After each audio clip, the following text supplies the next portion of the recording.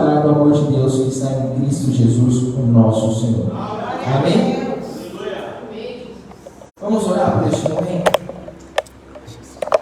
Senhor, eu glorifico a Ti, digo que Tu és santo, que toda honra, toda glória seja dada a Ti, ó Deus. Nós queremos apresentar, ó Deus, para que o Senhor venha se fazer presente neste momento. Pai, haja com Teu Santo Espírito em nossos corações. Senhor, cura através da palavra. Restaura aquilo que deve ser restaurado, Senhor, e me ajuda nesta hora. Porque, ó Pai, se for somente as minhas palavras, não faz sentido estar aqui. As palavras serão vãs. É necessário que o Teu Santo Espírito mova nessa manhã. É necessário que o Senhor use a minha boca, ó Pai querido. Então eu me coloco à disposição, reconhecendo a minha limitação, pedindo para que o Senhor venha me ajudar, ó Deus. E eu te agradeço por tudo que o Senhor tem feito. No nome do Pai, do Filho e do Espírito Santo. Amém. Graças a Deus. Pode se assentar, irmão. Irmão, não perca nada, tá? Eu serei breve. O livro de Romanos, a carta de Paulo aos Romanos, ela tem uma pitada especial. Porque Paulo usa essa carta para estabelecer algumas doutrinas para a igreja. Algumas doutrinas que são básicas e necessárias para a igreja. Paulo ele tem o objetivo nessa carta, primeiro ele ouve que essa igreja de Romanos está acontecendo muitas coisas lá, mas ele nunca visitou essa igreja. Ele está com o desejo de visitá-los. E aí, nesta carta, o objetivo dele é falar assim: olha, eu tenho algo para pregar para vocês. Eu tenho algo que Deus me entregou, que é necessário a igreja fazer. E aqui nesta carta, como eu tenho o objetivo de visitar, eu estou preparando aqui a minha visita até vocês. Então eu vou colocar algumas doutrinas que Deus entregou para mim como apóstolo, que é necessário que vocês adquirem. E aí Paulo ele começa a trazer alguns princípios que é necessário para a igreja. Então ele começa a preparar: olha, em breve eu vou visitá-los, mas aqui, ó, Deus me chamou como apóstolo de Cristo Jesus, Ele me chamou e agora eu tenho algo para entregar para vocês. E aí Paulo ele começa a escrever essa carta aos Romanos. E aí, se a gente vai ler, a gente começa lá nos primeiros capítulos, ali do 1, 2 e do 3, ele começa a trazer todos os princípios básicos da salvação, da justificação e da depravação do homem. Ele começa: olha, todo homem, sem exceção, todos nós, homens e mulheres, todos são depravados. Todos nós somos completamente maus. Ele vai dizer em Romanos 3, do versículo 10 ao 12, como está escrito: não há nenhum justo sequer, não há ninguém que entenda e ninguém que busque a Deus. Todos se desviaram, tornaram-se juntamente inúteis. Não há ninguém que faça o bem e não há nenhum sequer.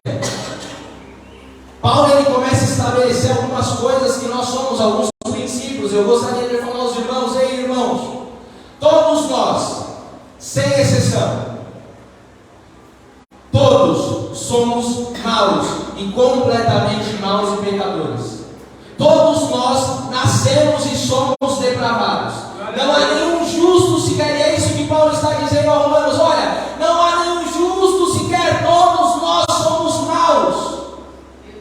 E a primeira coisa que ele estabelece é o que? A depravação do homem. Todos nós somos maus.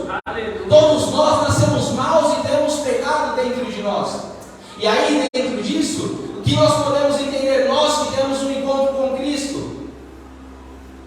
Não há espaço para nós agirmos com egoísmo com aqueles irmãos que estão fora da igreja, ou aqueles irmãos que de certa forma se desviaram. Não há como nós tratarmos dessa forma, porque todos nós somos maus e somos alcançados pela graça de Jesus. Todos nós somos depravados, e se nós estamos aqui é porque Deus teve misericórdia de nós. Não foi porque nós quisemos, não foi porque simplesmente, não foi porque nós escolhemos, mas teve misericórdia. Deus teve misericórdia de nós. Meu Deus, forte, Pai. E aí Paulo continua, do 1 ao 2 ele fala, olha, o homem, ele é depravado. Ele começa a falar, olha, vocês que são gentios, porque lá na igreja de Romanos tinha tanto gentios como judeus. Ele fala, olha, gentios, vocês não têm desculpa nenhuma. Não tem desculpa para falar que vocês não conheceram a Deus ou algo do tipo. Ele começa a entregar aos homens que o homem tem culpa perante Deus. Ele começa a falar, olha, todos vocês, sem exceção, vocês são depravados e vocês têm culpa perante Deus. Aleluia. Vocês gentios, porque assim, Deus começou com os judeus, Paulo ele fala, os judeus foram os escolhidos. Mas vocês gentios, não tem desculpa nenhuma, vocês são indesculpáveis perante Deus. Sabe por quê?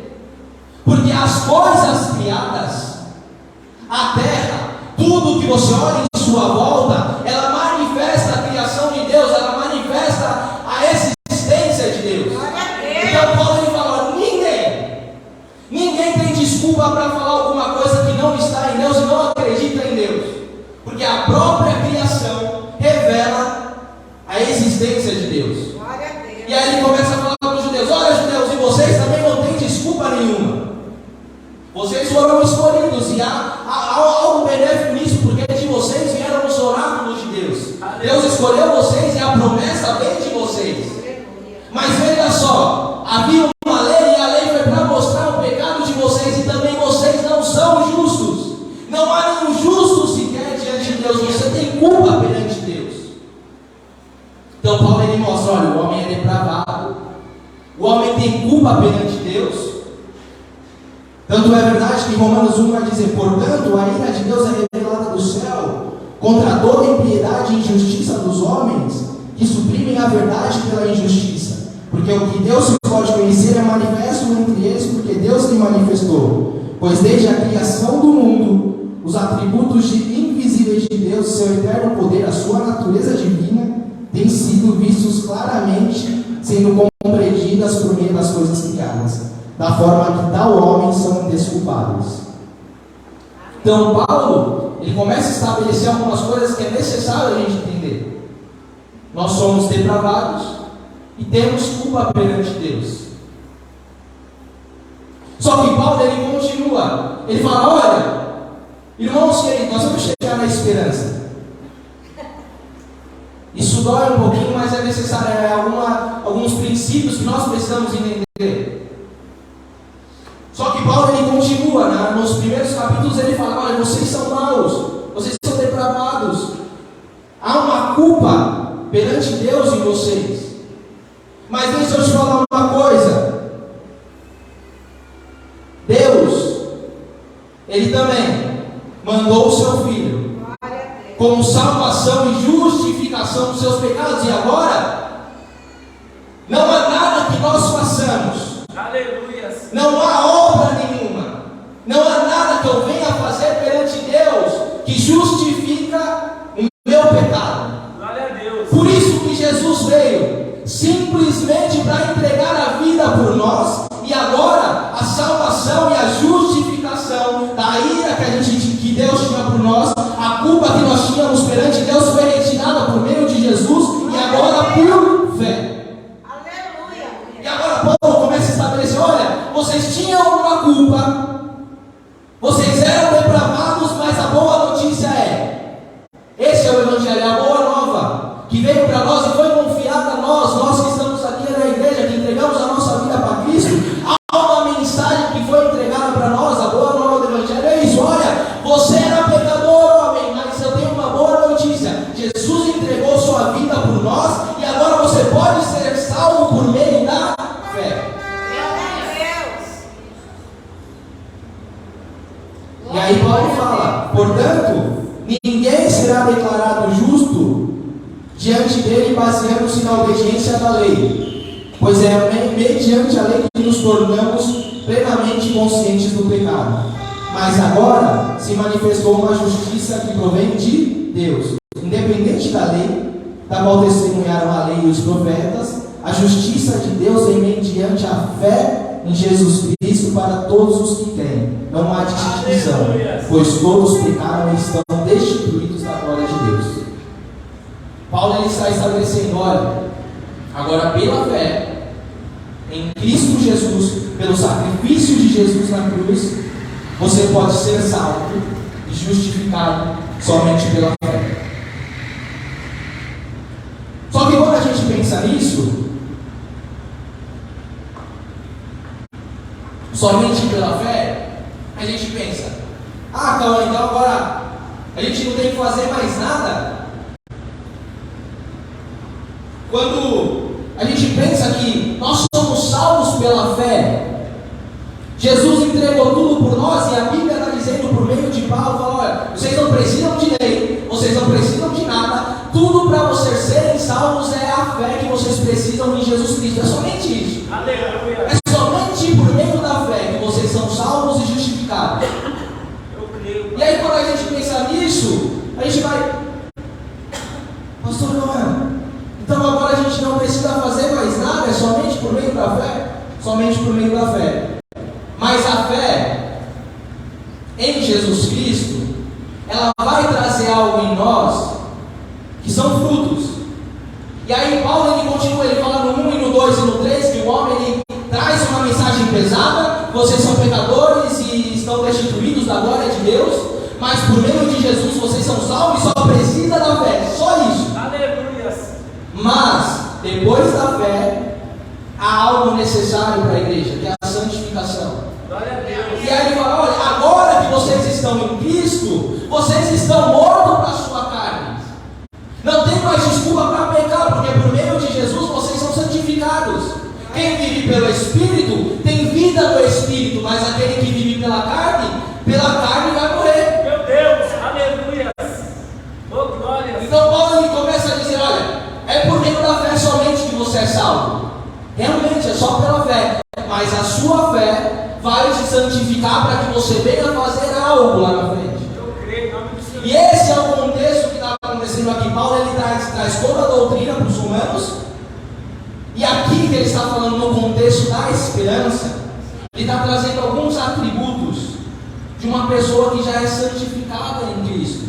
Uma pessoa, ele começa a trazer como pessoas, nós que estamos aqui na igreja, é necessário viver, como que nós precisamos ter a nossa conduta em Cristo. Depois que nós já entregamos a nossa fé para Cristo, como que nós devemos agir? Aleluia. Paulo ele fala, em Romanos 7, ele fala, porque no tocante ao homem interior, tenho prazer na lei de Deus, mas vejo nos meus membros outra lei guerreando contra a lei da minha mente, me faz prisioneiro da lei do pecado que está nos meus membros. Desventurado homem que eu sou, quem me livrará do corpo desta morte? Olha só, ele está falando assim, meu Deus, dentro de mim há uma lei que guerreia o tempo inteiro, eu quero fazer o mal. Na verdade ele fala, eu quero fazer o bem, mas eu acabo fazendo o mal. E o bem que eu quero fazer, eu acabo não fazendo. O que é isso? Há uma lei dentro de mim guerreando o tempo inteiro. Porque eu quero fazer o bem, mas eu faço o mal. Mas o bem que eu quero fazer, esse eu não faço. Há dentro de mim um pecado acontecendo. Mas veja, olha o que ele continua. Graças a Deus por Jesus Cristo nosso Senhor. De maneira que eu, de mim mesmo, com a mente sou escravo da lei de Deus, mas segundo a carne da lei do pecado. Agora, pois, já nenhuma condenação há para os que estão em Cristo Jesus, porque a lei do Espírito de Cristo Jesus te livrou da lei do pecado e da morte. O que Paulo está dizendo? Olha, dentro de mim há uma lei do pecado, há uma guerra guerreando dentro de mim, mas ele conclui dizendo, mas graças a Deus por Jesus Cristo, que por meio dele eu tenho a lei da vida. Deixa eu te falar uma coisa, não importa o que você sente, importa que você viva conforme Jesus diz. Ele já deu a vida a você, e com isso você pode guerrear de uma forma que você não é mais lei do pecado e da morte, mas agora você é escravo da vida em Jesus Cristo. Agora, o que deve guerrear e quem deve tomar a direção das nossas mentes é a a vida em Jesus Cristo. Aleluia. Em Jesus, nós conseguimos uma força da parte de Deus para vencer essa lei que há dentro de nós, essa guerra que há dentro de nós, do pecado e da morte. E é isso que Paulo está dizendo. É o contexto da esperança. Ele está dizendo: olha, agora, em Jesus, vocês têm o poder para vencer o pecado. Eu sei que vocês desejam muito mal. Eu sei que vocês desejam fazer o bem e fazem o mal, e vocês desejam fazer o bem e acabam fazendo o mal, mas agora em Jesus é possível desejar o bem e fazer o bem. Antes não dava, mas agora em Jesus dá. Agora na fé ele não tem desculpa mais. Eu não consigo. Confie em Jesus, consegue. Antes você não conseguia, mas graças a Deus por Jesus Cristo, que agora é possível eu viver conforme a lei da vida.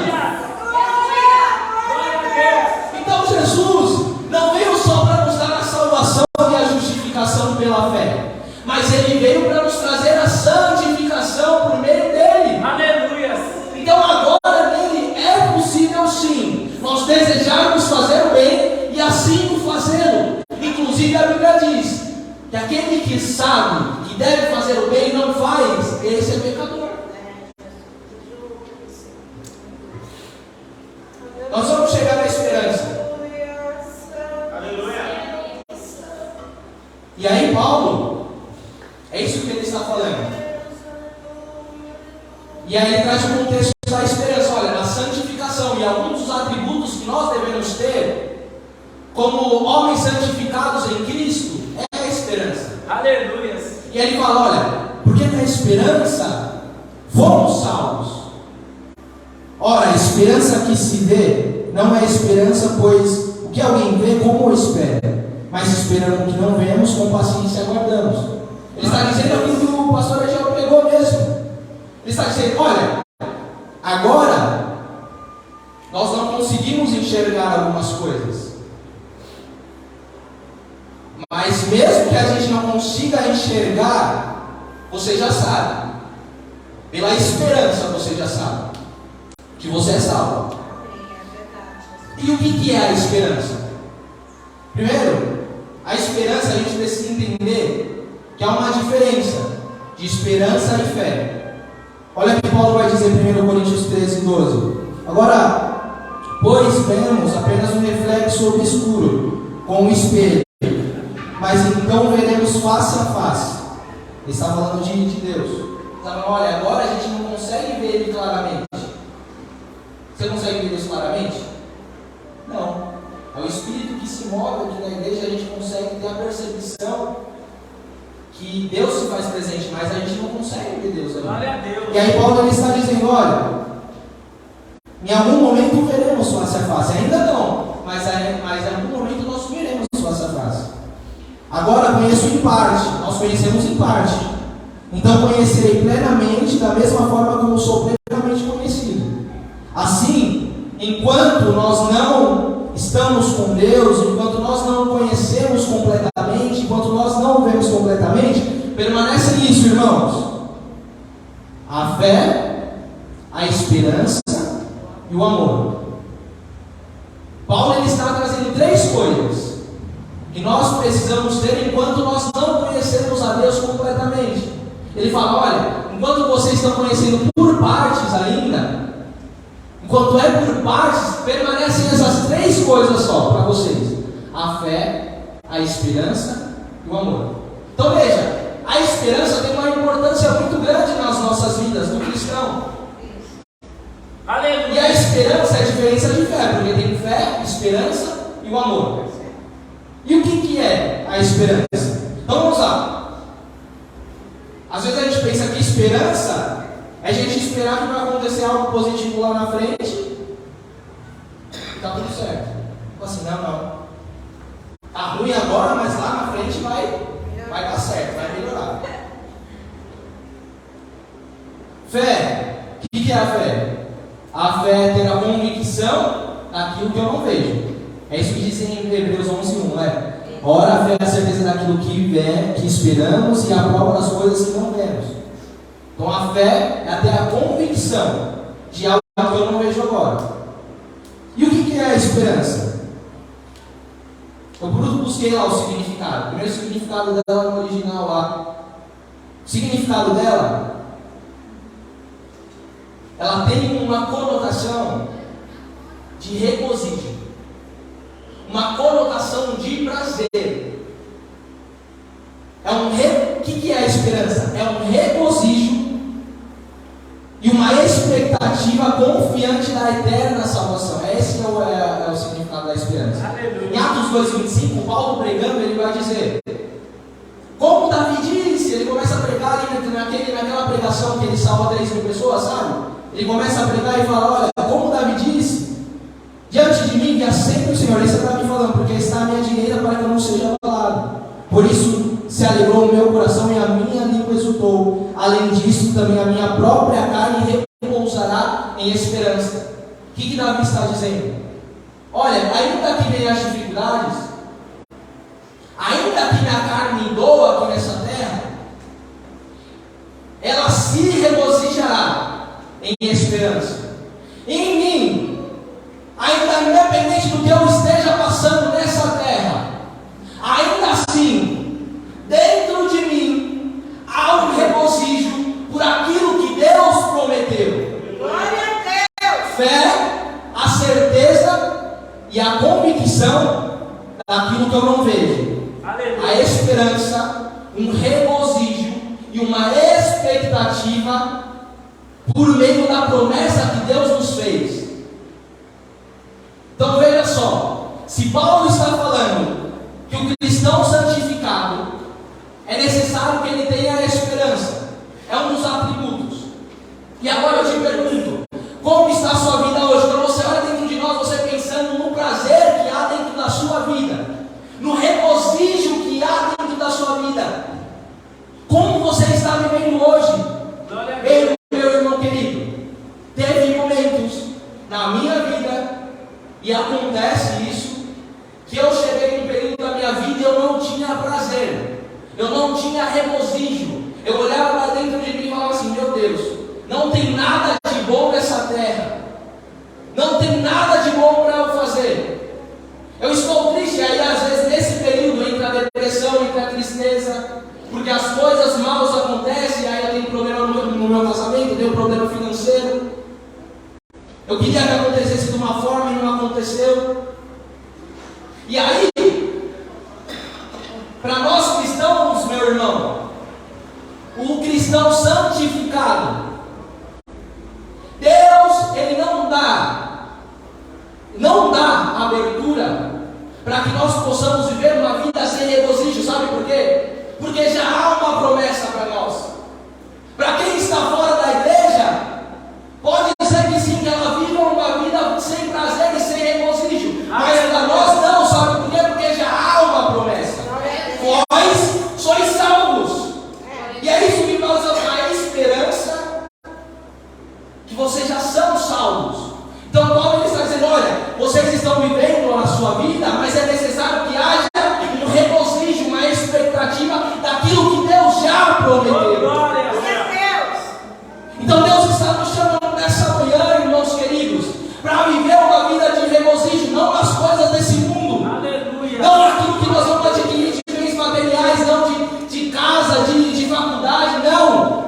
Ele está falando, olha, é necessário que haja um regozijo em vocês, na eterna salvação. Se ainda assim estiver tudo dando errado, há uma promessa, porque a esperança já estava presente.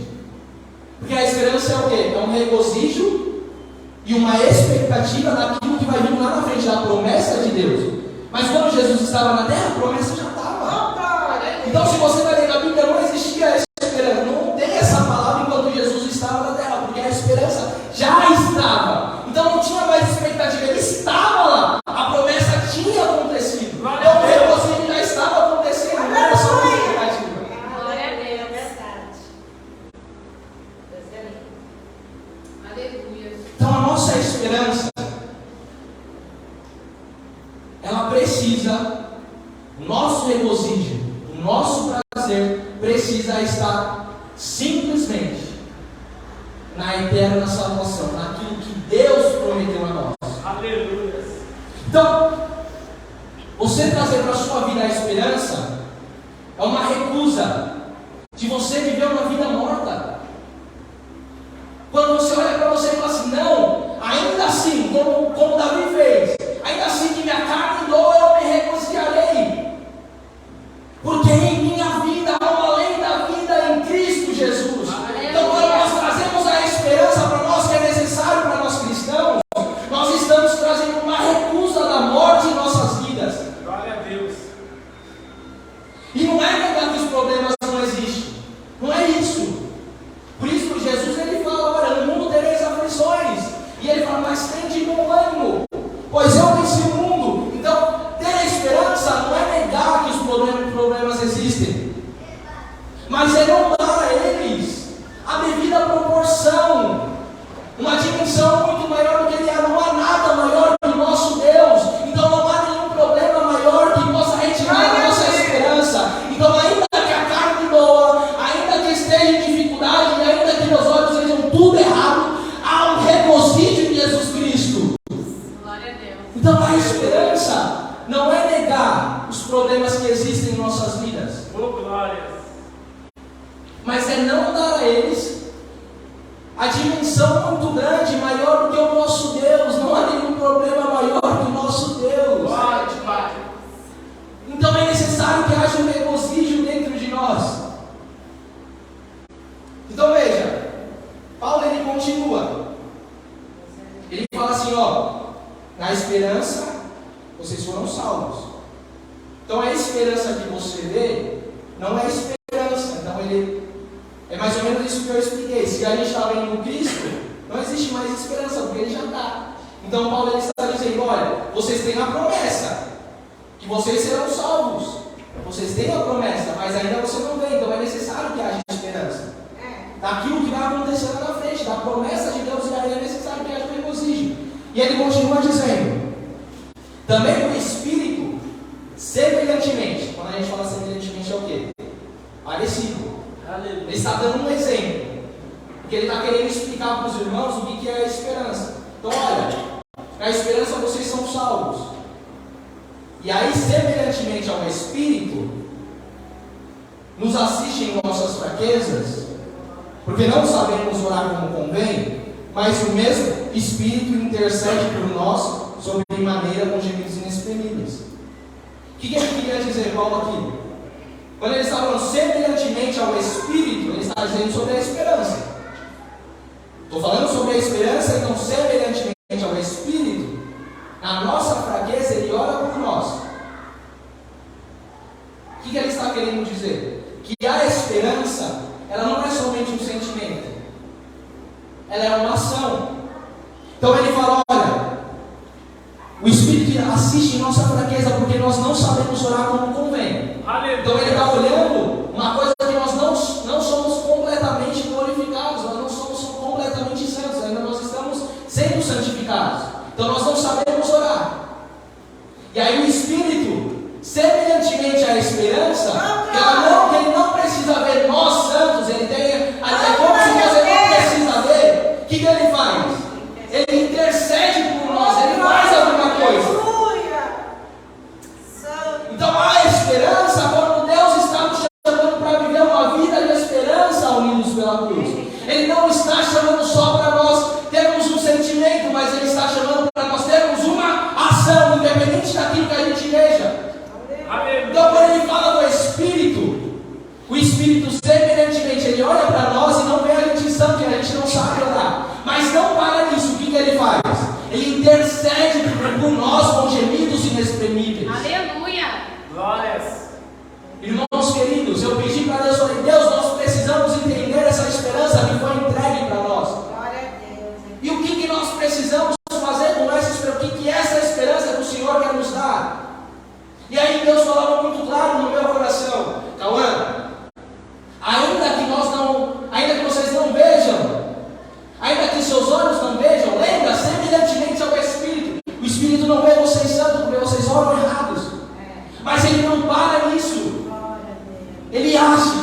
Ele tem uma postura ativa, independente daquilo que ele está vendo. Ele com gemidos inexprimíveis, ele fala com Deus. E nós? O que nós devemos fazer? Independente daquilo que nós vemos, ainda assim, nós devemos ter uma postura ativa na promessa que Deus nos fez. Glória a Deus. A esperança não é só um sentimento e parar, mas a esperança é o quê? Eu saber aquilo que Deus prometeu, eu me regozijar nisso e ter uma postura ativa, eu fazer alguma coisa diante da promessa que Deus fez. Aleluia. Glória a Deus. Lembra que a gente fala? E aí fica muito claro que o Adiel falou aqui, o pastor Adiel falou, Deus ele chamou nós para a esperança e falou sobre o movimento. E é isso mesmo que Deus está falando para nós em 2023. Olha, mesmo que os olhos não vejam, mesmo que ainda nada aconteceu, há uma promessa. E nessa promessa vocês devem se regozijar. Vocês devem ter prazer nessa promessa que foi dada a vocês. Mas não é só se regozijar, é ter uma postura ativa daquilo que foi prometido. Então nós precisamos nos mover. O reflexo da esperança é o movimento. Então se Deus olha, nesse ano de 2023 a esperança e movimento, Deus está deixando muito claro para nós, ainda assim que nós não vejamos, é necessário que vocês tenham uma postura ativa daquilo que eu já falei para vocês. Aleluia. Então se Deus prometeu isso, eu não tenho medo de dizer não. Deus ele já prometeu que vai trazer um pouco para unidos pela cruz. E se Ele prometeu isso, como que nós devemos agir? Com uma postura ativa naquilo que Deus prometeu, não por aquilo que nós estamos vendo. Isso é a esperança. Mas se nós não estamos vendo, ainda assim que não estamos vendo, nós estamos regozijando na promessa de Deus. Deus prometeu, eu sei, Pai, eu vou sorrir para Ti, porque eu sei que o Senhor vai fazer alguma promessa. Mas eu não posso só me regozijar, não, eu vou ter uma postura ativa. Eu vou fazer algo, vou pedir, Deus, o que eu tenho para fazer para essa promessa acontecer? Deus prometeu um bom casamento, Ele não, o que você está fazendo? Aleluia. Qual a sua postura ativa diante daquilo que Deus prometeu? Deus prometeu salvar seus filhos, a sua família. Qual é a sua postura? Quando Deus ele traz uma promessa, será que nós estamos agindo com uma postura de uma postura de esperança na promessa que Deus nos deu? É um regozijo e uma postura ativa. Aleluia. Fazer alguma coisa diante da promessa que Deus fez. Essa é a esperança. E o que nós temos feito diante da promessa que Deus nos deu? Cada um de nós, além da promessa da salvação, em Jesus Cristo tem uma promessa na sua vida.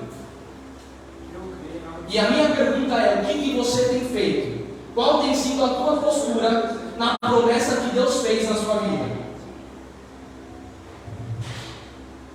O Espírito, da mesma forma, intercede, ele faz alguma coisa. Glória a Deus. Ele está fazendo o quê? Alusão à esperança. Aleluia. E deixa eu dizer uma coisa. Na passagem que nós lemos, ele continua.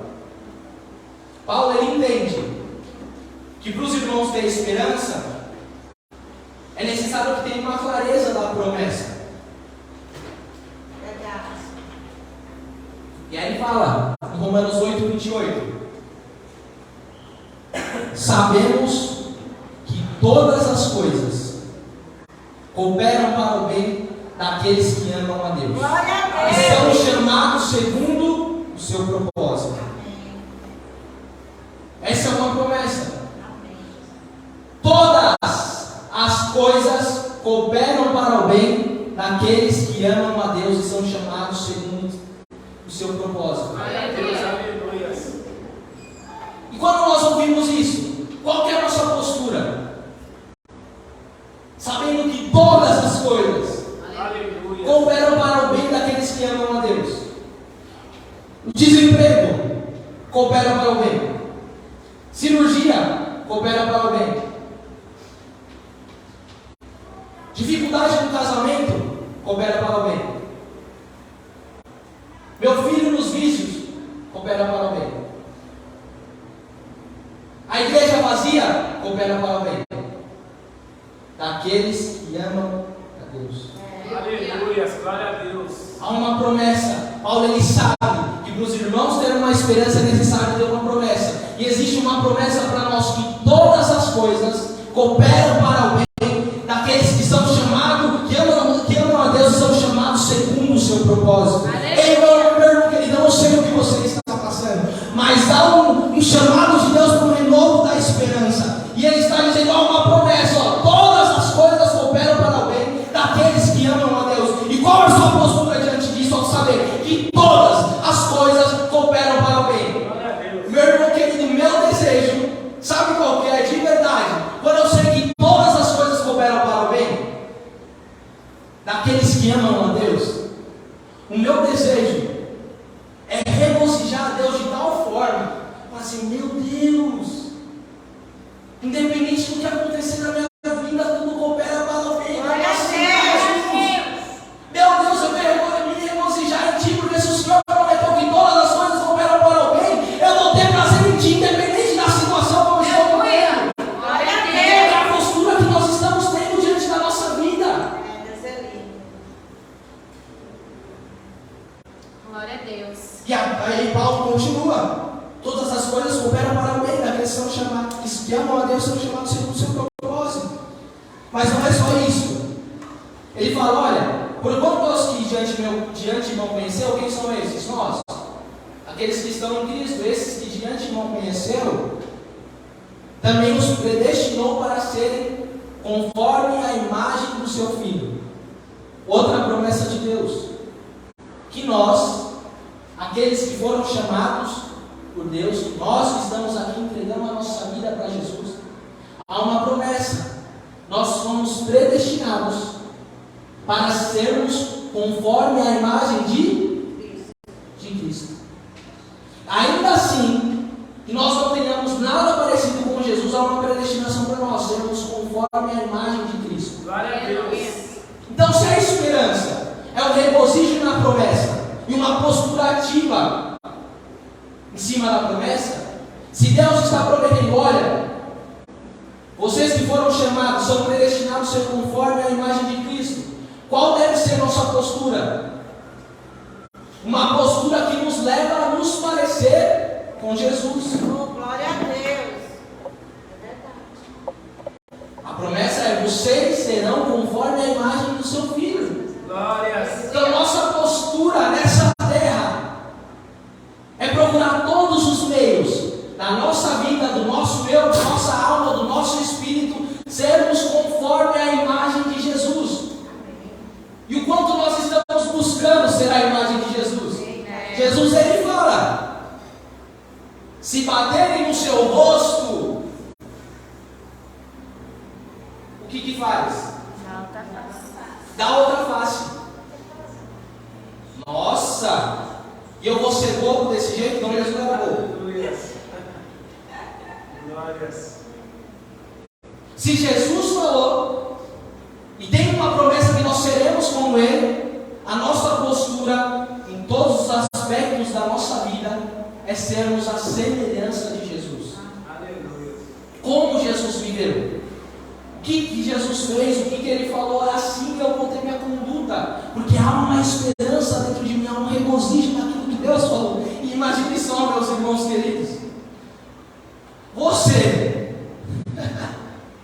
isso é forte, vai pensar só, você, a semelhança do Filho, nós nos regozijamos em Jesus e falamos: meu Deus, como Jesus foi maravilhoso, o que Jesus fez foi assim grandioso, e Ele nos salvou, e Ele nos justificou, e a palavra diz que nós seremos semelhantes a Ele. Olha o tamanho da promessa que Deus nos deu. Glória a Deus. Se nós não temos regozijo nisso, meu Deus, eu não tenho ninguém. E aí, Paulo ele diz que há uma promessa promessa que todas as coisas cooperam para o bem. Há uma promessa que nós seremos semelhantes ao Filho. Nós fomos predestinados a isso. E não só isso. Vocês que foram chamados, Ele justificou. E vocês que foram justificados, Ele glorificou. Olha só o que vai dizer em Romanos 8,30. E aos que predestinou, a esses também o chamou. E aos que chamou, a esses também justificou. E aos que justificou, a esses também glorificou. Glória a Deus. Nós já estamos glorificados? Então, como Paulo está dizendo, olha, vocês que foram chamados, vocês já foram justificados e vocês também já foram glorificados. É por meio do que ele está falando isso? Por meio da esperança. Ainda assim, que eu não consiga ver, que ainda não aconteceu, é por meio da esperança que eu vou me regozijar na promessa. Ele prometeu que nós seremos glorificados com Ele. E se ainda assim não aconteceu, há um regozijo nisso. Ah, meu Deus querido, ainda não aconteceu, mas eu tenho a convicção, porque o Senhor prometeu que eu serei glorificado contigo. E agora eu vou viver uma postura nessa terra de um santo homem e mulher de Deus que será glorificado na terra, lá no céu. Aleluia. E aí, o que é mais lindo? Paulo, por isso que eu falo, essa carta aos Romanos é algo muito especial. Se a gente olhar os avivamentos que aconteceram, muitas vezes vem por meio de um versículo da carta de Paulo aos Romanos. Ele aborda sobre salvação, ele aborda sobre a esperança, como o homem deve viver aqui nessa terra. E veja, ele começa a ensinar. Ele fala, olha, vocês homens, vocês eram totalmente depravados. Vocês eram culpáveis diante de Deus. Jesus, ele entregou tudo e agora vocês têm a salvação e a justificação por meio da fé. Tem a santificação e ele começa a falar sobre a esperança. Ele fala sobre a promessa que ele entende que os romanos precisam entender que tem promessa. E aí ele não se aguenta. Ele começa a falar sobre a promessa. E aí ele começa a se regozijar na esperança, naquilo que nós lemos. Ele fala, olha, se todas as coisas cooperam para o bem, se nós seremos a imagem do seu Filho Jesus, e se nós seremos glorificados, que diremos, pois, destas coisas, meus irmãos? O que diremos, pois, destas coisas? Se Deus é por nós, quem será contra nós? Se você sabe que todas as coisas cooperam para o bem, e você será semelhante conforme o seu Filho, você será glorificado, que diremos, pois, dessas coisas, meu irmão? Se Deus é por nós, quem será contra nós? Paulo, ele começa a dar um brado de regozijo. Está acontecendo alguma coisa aqui, gente? Se Deus é por nós, quem será contra nós? E aí Paulo, ele começa a dar um brado de regozijo, mostrando que é a esperança. E ele fala, aquele que não poupou o seu Filho, antes por nós todos se entregou, porventura não dará graciosamente com ele todas as coisas? Quem intentará acusação contra os eleitos de Deus? Aleluia. É Deus quem os justifica. Aleluia. E aí faz outra pergunta de regozijo na esperança. Quem os condenará, meus irmãos, se vocês sabem tudo isso, que todas as coisas cooperam para o bem? Jesus morreu na cruz por vocês, e vocês já são predestinados a serem a semelhança dele. Vocês já são predestinados a ser glorificados com ele. Então quem os condenará? É Cristo Jesus que morreu antes, quem ressuscitou, o qual está à direita de Deus e também intercede por nós. Glória a Deus. E aí, ele chega num ápice, que é o que nós precisamos, e aqui eu concluo.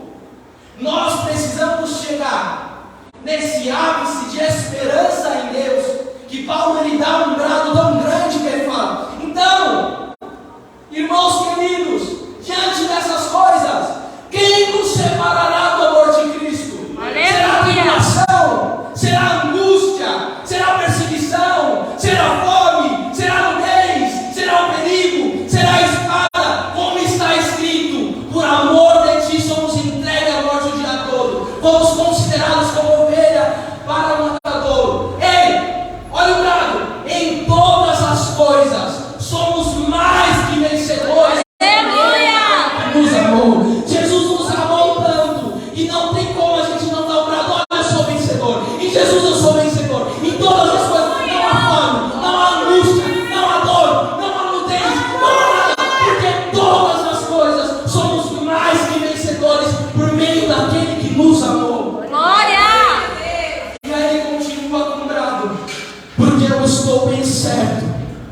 nem a morte, nem a vida, nem o anjo, nem os principados, nem as coisas do presente, nem do porvir, nem os poderes, nem a altura, nem a profundidade, nem qualquer outra criatura nos separará do amor de Deus que está em Cristo Jesus. Ei, meu irmão querido, eu não sei qual é o seu sentimento quando você ouve esse dado de Paulo, mas em mim há um desejo de regozijo, porque eu sei que não há nada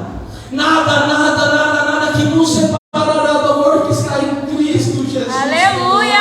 Glória a Deus! Meu irmão querido, Deus nos marcou essa manhã para nos chamar para um novo regozijo dentro de nós naquilo que Ele nos prometeu. Aleluia! Eu não sei como você está vivendo, eu não sei o que tem doído dentro de você, o que tem retirado a sua esperança, o seu prazer, o seu regozijo em Deus.